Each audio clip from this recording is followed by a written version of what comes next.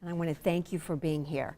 My first question, who needs a more complete definition of what an executive voice is? Yeah, what does it mean? Yes.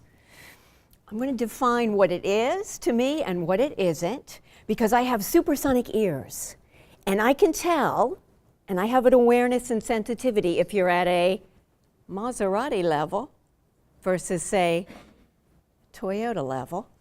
And I might use car analogies because I wanted to be a race car driver. So, for any of you who are fans of cars and know the difference, you'll be happy to go along that journey with me. So what you need to know is that people are either tuning in and leaning in, or they're tuning out. And it happens between 3 and 7 seconds. So first of all, how you look. Second, when you open your mouth, what's happening?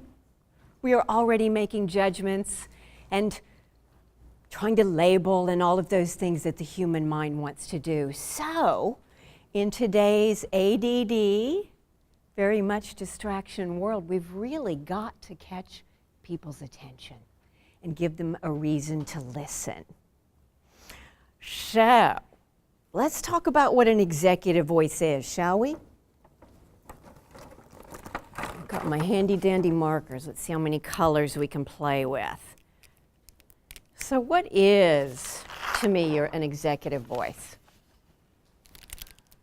Here's a word I love. It's rich. So it has some dimension. Because to me, the voice has dimension.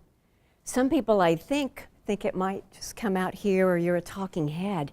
But your voice has width, and it has height, and it has depth, and it has energy and intention. And you get to express as only you can. That's why I'm in love with the voice. Because I studied other instruments, but the voice to me was the most magical, because it's the one that you get to choose how you express. What else? How about this? Some people might argue with me on this one,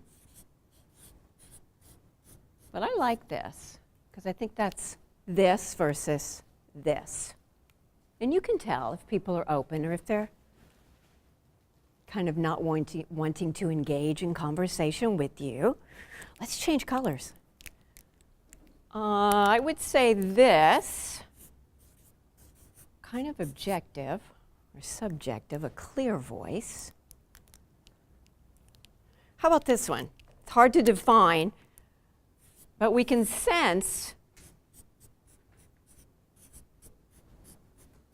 I hope you can read it, because you know how PhDs and doctors are. You can't read our writing. Confident. So while that's hard to define, you can probably feel or perceive if you think the person has confidence or not. Sometimes it's subtle, sometimes it's not, right? I've seen people kind of standing, and we kind of do this, and we take up less and less space, and wow. Even doing that kind of hurts me. I had an opera coach who said, you need to take up more space on stage.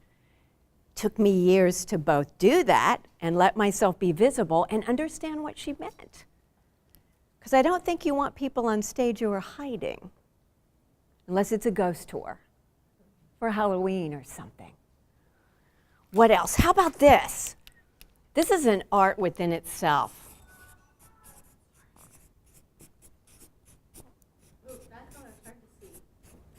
Is that hard to see, the brown? Okay, maybe shall we retire brown? Yep. Okay. Correct pacing. So I don't talk too fast, and I don't talk too slow. It's a correct pacing. And you can kind of gauge what that is. How about this one? Dynamics. So that means there's a difference. It's not this. And we'll talk about that under isn't. How about a natural ease and flow? What if I just draw a wavy line? Will that work? Natural ease and flow. There's staccato and there's legato. I prefer legato. There's a flow. And you can learn to do that within your own language and mother tongue and the way you express. Let's see. And I won't write this down, but full of inclusive language so that you're not excluding folks.